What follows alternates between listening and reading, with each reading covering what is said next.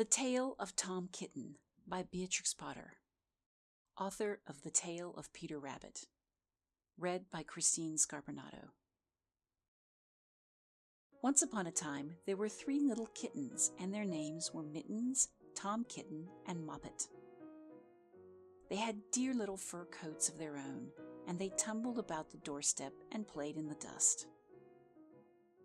But one day their mother, Mrs. Tabitha Twitchit, expected friends to tea, so she fetched the kittens indoors to wash and dress them before the fine company arrived.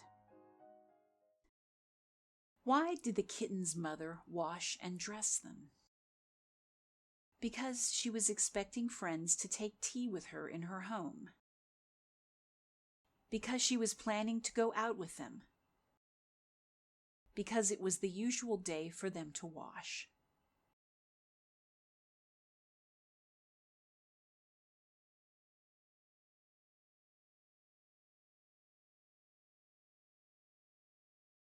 First, she scrubbed their faces. This one is Moppet. Then she brushed their fur. This one is Mittens. Then she combed their tails and whiskers. This is Tom Kitten. Tom was very naughty and he scratched. Mrs. Tabitha dressed Moppet and Mittens in clean pinafores and tuckers. And then she took all sorts of elegant, uncomfortable clothes out of the chest of drawers in order to dress up her son Thomas.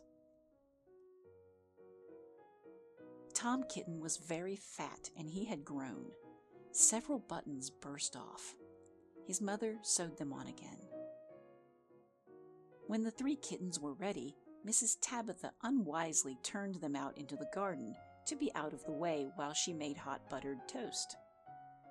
Now keep your frocks clean, children. You must walk on your hind legs. Keep away from the dirty ash pit and from Sally Henny Penny and from the pigsty and the puddle ducks. Moppet and Mittens walked down the garden path unsteadily. Presently, they trod upon their pinafores and fell on their noses. When they stood up, there were several green smears. "Let us climb up the rockery and sit on the garden wall," said Moppet. They turned their pinafores back to front and went up with a skip and a jump. Moppet's white tucker fell down into the road. Tom Kitten was quite unable to jump while walking upon his hind legs in trousers. He came up the rockery by degrees, breaking the ferns and shedding buttons right and left. Did the kittens keep their clothes clean, like their mother asked them? Yes, they did. No, they didn't.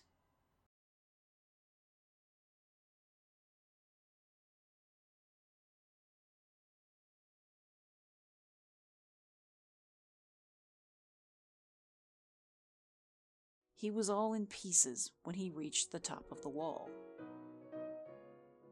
Moppet and Mittens tried to pull him together. His hat fell off, and the rest of his buttons burst. While they were in difficulties, there was a pit-pat-paddle-pat, and the 3 puddle ducks came along the hard high road, marching one behind the other and doing the goose step, pit-pat-paddle-pat, pit-pat-waddle-pat. They stopped and stood in a row and stared up at the kittens. They had very small eyes and looked surprised. Then the 2 duck birds, Rebecca and Jemima Puddle Duck, picked up the hat and tucker and put them on. Mittens laughed so that she fell off the wall. Moppet and Tom descended after her. The pinafores and all the rest of Tom's clothes came off on the way down. "Come, Mr. Drake Puddle Duck," said Moppet. "Come and help us to dress him. Come and button up Tom." Mr. Drake Puddle Duck advanced in a slow, sideways manner and picked up the various articles. But he put them on himself. They fitted him even worse than Tom Kitten. "It's a very fine morning," said Mr. Drake Puddle Duck. Did Mr. Drake Puddle Duck help Moppet and Mittens to dress Tom? Yes, he did. No, he didn't. He left Tom's clothes on the ground. No, he didn't. He put Tom's clothes on himself.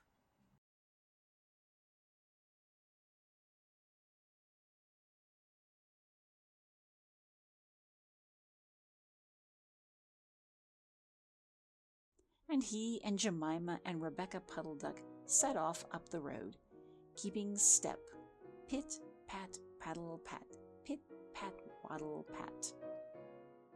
Then Tabitha Twitchit came down the garden and found her kittens on the wall with no clothes on. She pulled them off the wall, smacked them, and took them back into the house. "My friends will arrive in a minute, and you are not fit to be seen. I am affronted," said Mrs. Tabitha Twitchit. She sent them upstairs, and I am sorry to say she told her friends that they were in bed with the measles, which was not true. Did Mrs. Tabitha Twitchit allow her kittens to take tea with her and her guests? Yes, she did.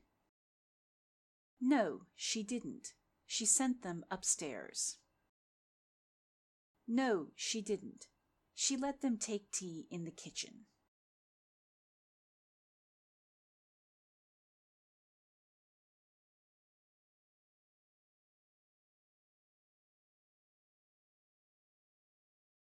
Quite the contrary.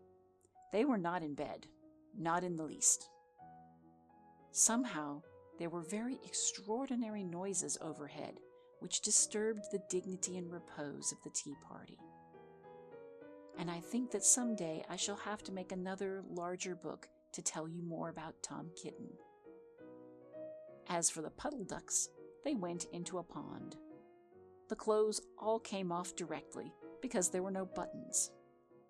And Mr. Drake Puddle Duck and Jemima and Rebecca have been looking for them ever since.